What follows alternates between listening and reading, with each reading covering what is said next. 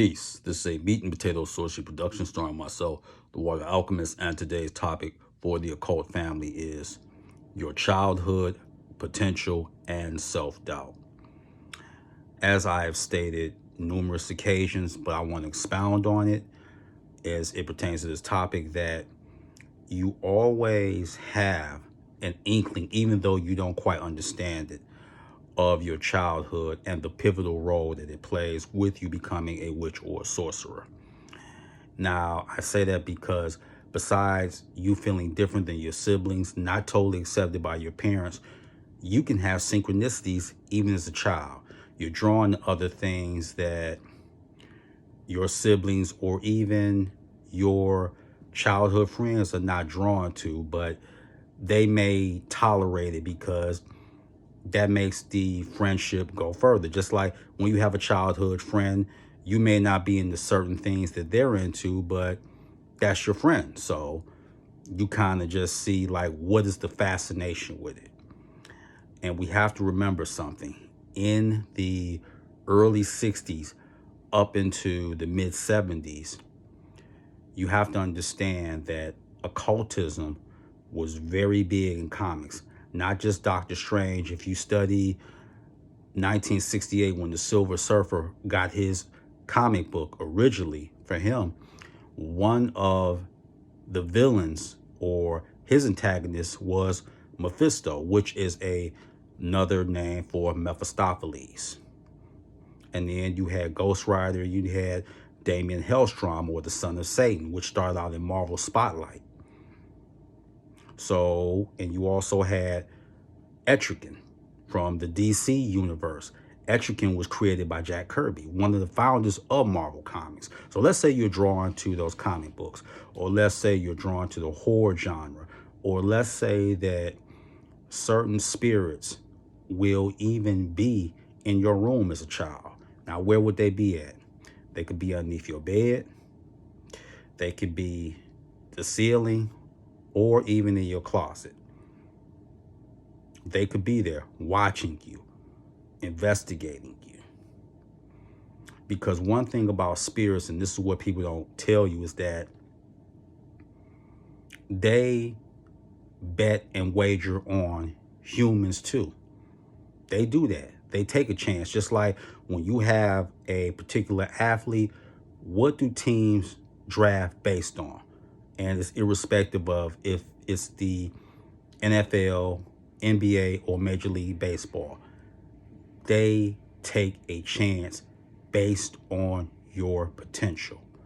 And will you maximize said potential? This is what they do. So a lot of people, when they are drawn to the occult, they spend time running. Because here's the deal. No one wants to tell you this, so let mentor be the first. The thing is that people who are drawn to the occult, they think there's something wrong with them. So they can spend anywhere upwards to 10 or 15 years running. Whether it's to work with the Loa, the Orisha, work with demons from the Goetia, they end up running. I don't understand. What am I supposed to do? And this, that, and the other. Here's the problem. You don't want to hurt. You don't want to be accountable. And everybody always wants this thing of, you want someone to save the day. And it's not entirely your fault, because this is what you've been conditioned in the society. Things don't work out, you can always depend on Jesus, depend on Allah. You voted for this mayor or this person to be the president, they didn't deliver the goods. So we are conditioned to blame somebody if things don't work out. That is one. The second thing is this so-called fallacy of a plan B. Well, and we get this from our parents and our grandparents. You should always have a plan B, just in case this doesn't work out. A contingency plan is good, but when it's something that you really want to do and you're doing the work and you have the spirits, there is no contingency plan. There is just that. And the self-doubt is this. Even with angels and spirits, one thing about them, stop having all this self-doubt. Stop that. What should I do? And this, that, and the other. Do you know how irritating that is? Let's use this as an analogy. When you go to school, whether it be elementary, junior high, high school, do your parents always take off work and miss money to come up there and solve your problems? No, they do not. Because you have other people that are in your corner. And then you have to learn to stand on your own too. It's no different in the spirit realm.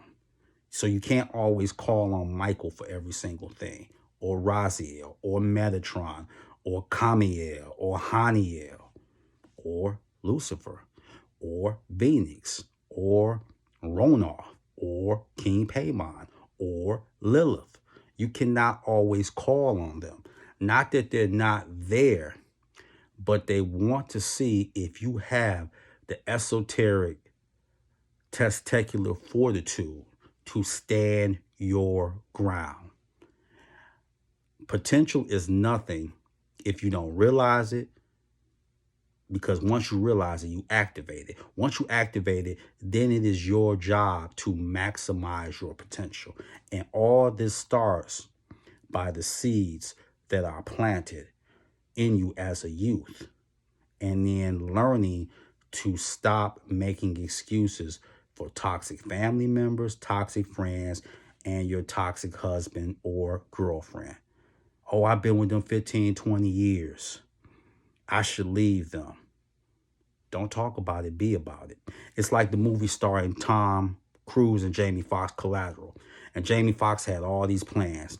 And Tom Cruise, Vincent, the hitman, he said, you know what? Shut up. Calm all that down. Because if you was going to do it, you would have been did it by now. You have some people that don't want to put themselves out there.